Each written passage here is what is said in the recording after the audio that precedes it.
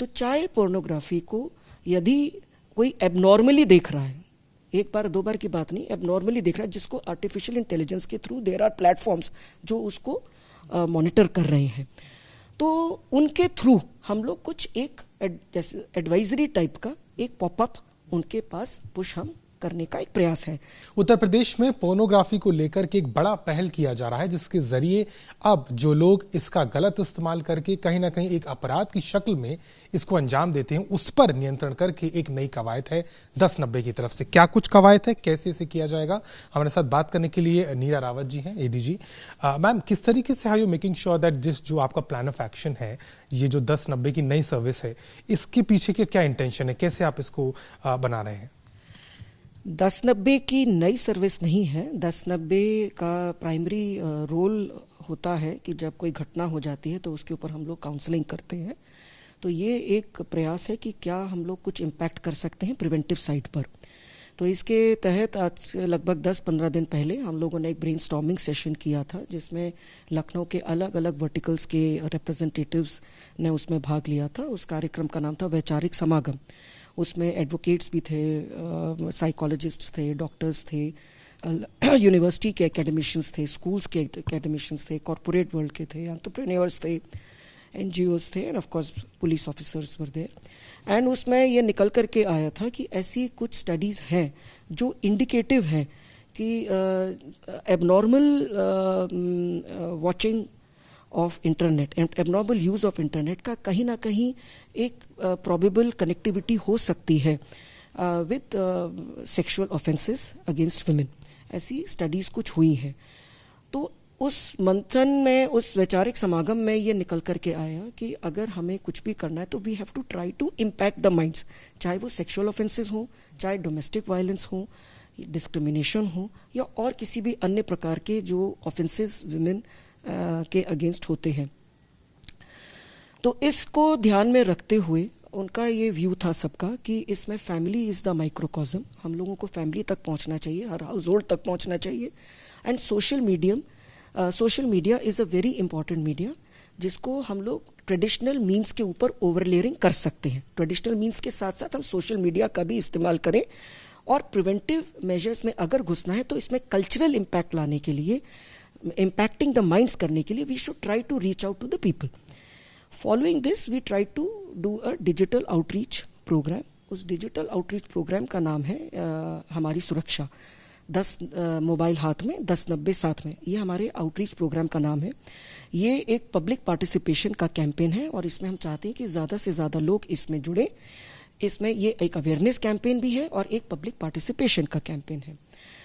इसमें हमारे साथ डिजिटल साइंटिस्ट्स कुछ इसमें इन्वॉल्व, हम लोग प्रोफेशनल साइंटिस्ट्स इसमें इन्वॉल्व कर रहे हैं।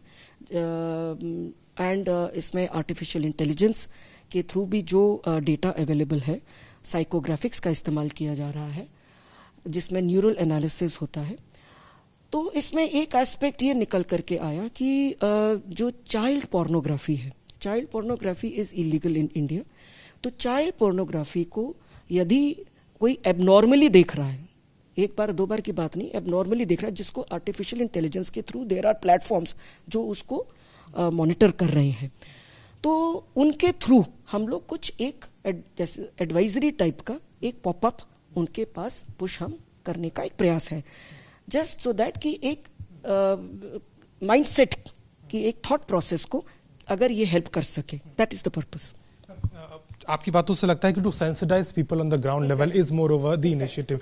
लेकिन अगर ये अपराध की शक्ल में आगे दिखता है, कोई आगे मान लीजिए कोई शिकायत होती है और आपको ये पैटर्न उसके थ्रू मिलता है, तो क्या विल यू भी आप उसको एक एविडेंस या एक उसको आधार बना के कार्रवाई के लिए इसको इस्तेमाल किया जा सकेगा? देखिए, मैं एट 1090 मेरे ये एक पुलिस स्टेशन नहीं है। 1090 पर हम लोग कोई FIR दर्ज नहीं करते।